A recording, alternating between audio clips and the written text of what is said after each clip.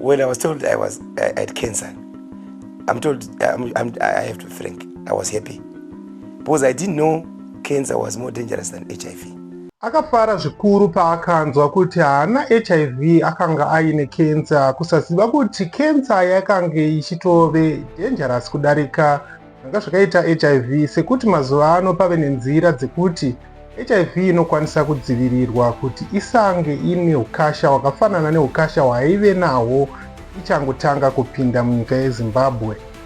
So I was saying, if I had HIV, ndaita problem but cancer, and vanti inorapika, then I'm fine. So I didn't give it big scale because I didn't want to be, I preferred to have cancer than having HIV. But as time went on, I then discovered, no, cancer is more deadlier than HIV because HIV now, it can be treated, it can be contained. Late diagnosis yecancer ndo iri kuita kuti kazhinji kachona chirwere ichi chive neukasha, sekuti chiri kunonoka kuonekwa kuti chave pamunhu.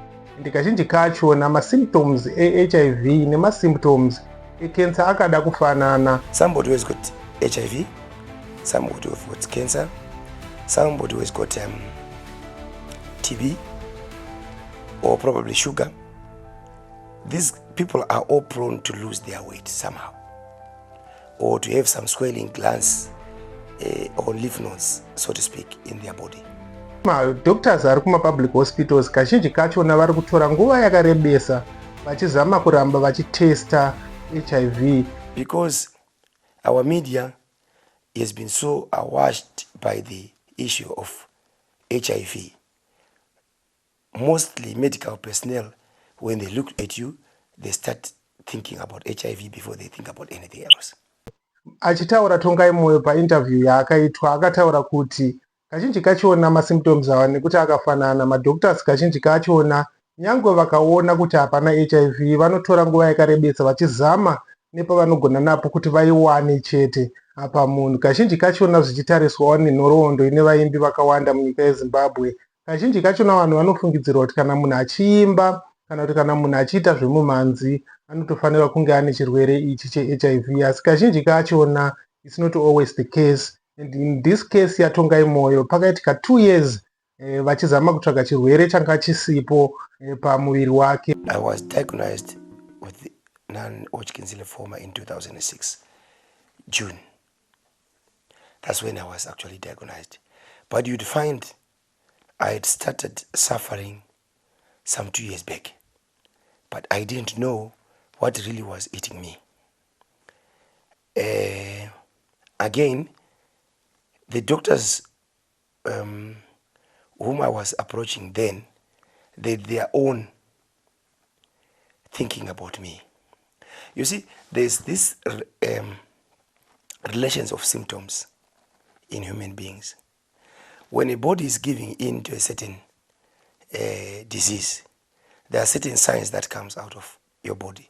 Those signs can confuse unless if you go through the laboratory, because they look similar. Ma-public hospitals mazhinji ari kufanirwa kunge ane ma-specialist doctors kuitira kuti chirwere ichi chisarambe chichitekeshera, sekuti vazhinji havasi vane access to ma-private hospitals kunokwanisa kuwanikwa ma-specialist doctors. So hurumende yeZimbabwe tinei tichikumbirawo kuti kadei zvaikwanisika kwawanikwa ma-specialist doctors, especially vane chekuita nezvekenza iyi, kuitira kuti vazhinji vedu vasarasikirwe neupenyu sezvatakaitwa kune gamba redu remumhanzi Tongai Moyo akatisiya ne-non-Hodgkin's cancer yakamushungurudza for 2 years asi pasingaonekwe kuti chii chiri kunetsa. Ende kazhinji kachona aizamisisa kutsvaga rubatsiro irworwo kuma-public hospitals paaikwanisa kubatsirwa nema-doctors vasiri ma-specialist doctors, but paakazorekomendewa kuti aiende kuchipatara chakanga chine ma-specialist doctors ndo paakazokwanisa kuonekewa kuti akanga ane cancer. So when I started having problems, that was way back in 2004, I went to these doctors, and a number of doctors say, look, this is the problem that I'm having. I'm losing weight. I'm not weight. I didn't lose weight to start with. I was having some swelling glands. You see, I can give you an example of this thing here. So they were swelling. So as they were swelling, I didn't know it was the body was trying to fight something, but we didn't know what it was actually fighting.